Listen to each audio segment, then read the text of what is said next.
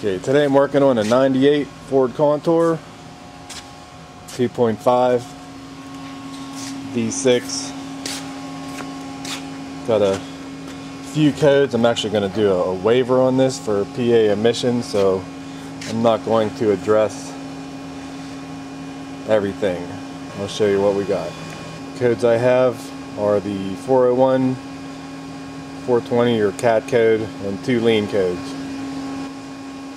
The 2 lean codes, look at my freeze frame data, it's happening at idle, and right now at idle I'm not seeing my fuel trims are at like 1-2%, so I'm not going to chase that one right now. I have some suspicions, but for the waiver, I believe in the 401 I can hit the number.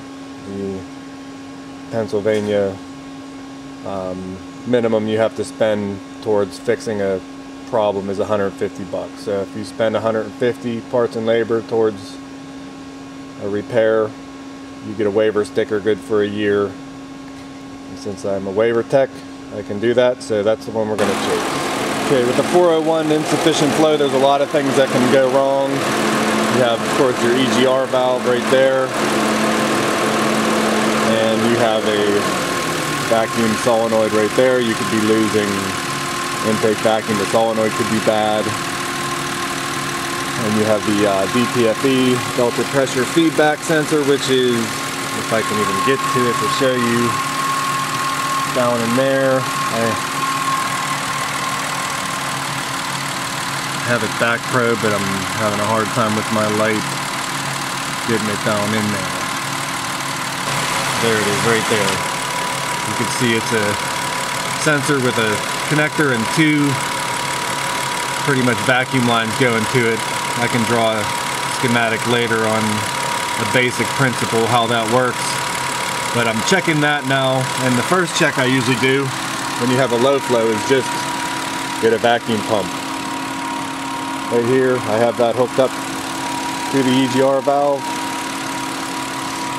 and I am going to pump it up and see if it stalls the car out, or at least makes it lumpy.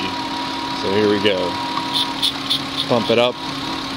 Now it's lumpy, so I hear it's working. But normally a good flow should stall the car out. So you can hear it's working. I can actually hear the pintle coming back down whenever I release it. Hear the click. So from a low flow standpoint, I want to look at my DPFE voltage and see, because that's what it's using to determine EGR flow. And on a live graph, I got the signal wire back probe. I'm showing 1.2 volts, usually range all the way up to 4.5 under max flow. It's got a 5 volt reference, so it's a 5 volt circuit. And if I pump up the vacuum pump, you see it's going to like 1.3. I'm only going 1/10 of a volt. It's not enough. The computer knows that I should be seeing 3-4 volts right now, or it should be stalled. And let it go, it comes back down. Now if you're lucky, you have a scanner that can do this stuff. On the even the older Snap-on Solus, I can see the DPFE voltage on scan data, and you can see it's 1.1 as opposed to 1.2, so I'm losing 1/10 somewhere, but that I'm not concerned about. Same thing if I pump it up, it's going down up to 1.2 now, so you can do it this way as a quick and dirty without even back probing it. So I'm going to now look for the reason I don't have any flow. Alright, because I've seen this before, I'm not going to fill the video with a whole bunch of fluff, but you can't take the EGR valve off. It's bolted to the intake manifold right here, and then you have the pipe going down to the exhaust manifold, which everybody knows they stink to do, because it's a big threaded nut and it always fights you, and it's in a stupid spot.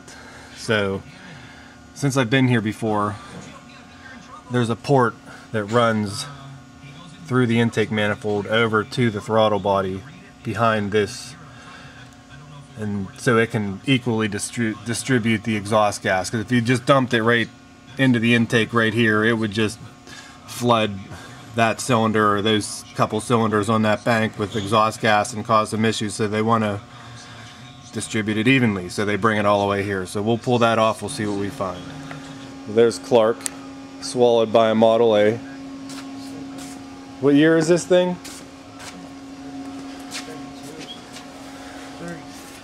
30. 31. Say hi, Clark. Why are you being pestering me? Leave me alone. Because you have fans, man. I don't have fans. I don't like people. Can I see you from the floor? Is there a hole there? No, you can't see me from the floor. I don't want to be left alone. Alright, got the throttle body off. Swung it out of the way up here. If you look down into the intake port, there's the gasket. It's kind of hard to see, but those three little humps in there are pretty much baffles for ports. There's a, see the hole there that's open, that one's plugged solid. This one here, plugged solid. If I'll pull the gasket off, I put a paper clip just to show the surface. So if I pull the gasket off, you'll see there's a channel behind the throttle body gasket that is packed full of soot. So you're not going to get good EGR flow out of that. And where that port goes is right in this area right here. If I can find my light, right in this area where my light's flashing back and forth, goes back through the intake, through here, over to the EGR valve, which is buried underneath the throttle body right there. It goes through that port, it comes out here, and then it wraps, comes out right there, and it wraps around and comes out of those three ports with the baffles. That way you'll get evenly distributed EGR flow. Alright, with a little bit of carb clean and a pocket screwdriver, wire brush, whatever you got, that is what the port should look like, cleaned out. Up in this corner is where the port goes to the EGR valve. That's all free. You can get an air hose and blow it through there. I've never really seen it clog at the EGR side. It's usually down here where the restrictions are.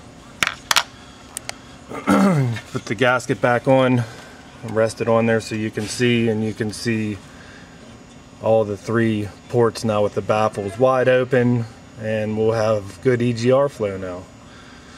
Be back to show it work. Okay, have it all back together. Have my vacuum pump hooked back up to the EGR valve. I'm showing my 1.2 volts. I'm going to pull vacuum to the EGR valve, and we're going to see this work. Here, the car surgeon, I got it up to 3.5, smooth back out, so I definitely have good EGR flow now. So you can call this one fixed enough to do the waiver sticker for the emission test. Okay, you can see with some shadows my DPFE voltage signal on the scan tool, 1.1. I'm gonna drive it and we can watch as I accelerate and put it under a little bit of a load. My voltage increasing.